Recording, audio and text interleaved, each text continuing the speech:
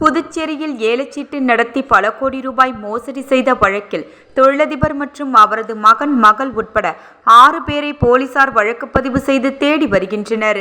புதுச்சேரி முதலியார்பேட்டை பகுதியைச் சேர்ந்தவர் வைரமணி. இவர் 45 அடி சாலையில் உடற்பயிற்சி நிலையம் மற்றும் ஏலச்சீட்டு நிறுவனம் நடத்தி வருகிறார். இவரிடம் புதுச்சேரியைச் சேர்ந்த முருகன் என்பவர் கடந்த ஆண்டு மாத சீட்டு கட்டினார். சீட்டு முடிந்ததால் அதற்கான ரூபாய் 25 லட்சம் தருவதற்கு பதில் ரூபாய் 5 லட்சம் மட்டும் வைரமணி கொடுத்தார். மீதி தொகையை பிறகு தருவதாக கூறினார்.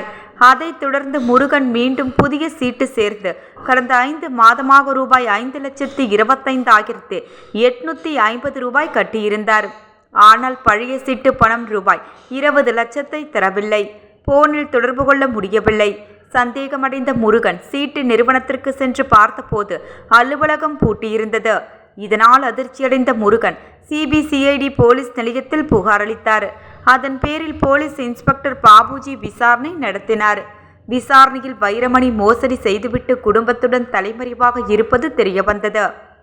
இதையடுத்து தொழிலதிபர் வைரமணி, அவரது மகன் தேவா, மகள் தவமணி மற்றும் சீட்டு நிறுவன ஊழியர்கள் லாஸ்பேட்டை புஷ்பா, வம்பாக்கீரபாளையம் மணிமேகலை, மேலாளர் பாகூர் பாலா ஆகியோர் கூட்டாக சேர்ந்து ஏல சீட்டு நடத்தி பலரிடம் கோடிக்கணக்கில் மோசடி செய்திருப்பதாக வழக்கு பதிவு செய்தனர். தலைமறைவாக இருக்கும் அவர்களை போலீசார் தேடி வருகின்றனர்.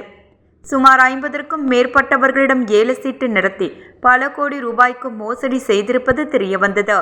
மேலும் இவர்கள் குஜராத் பகுதியில் பதுங்கி இருப்பது முதல் கட்ட விசாரணையில் தெரியவந்துள்ளது. இவரது மோசடி வலையில் முன்னாள் எஸ்பிக்கள் மற்றும் புதுச்சேரியை சேர்ந்த தொழிலதிபர்கள் பலரும் ஏமாந்து இருக்கிறார்கள் என்பது குறிப்பிடத்தக்கது.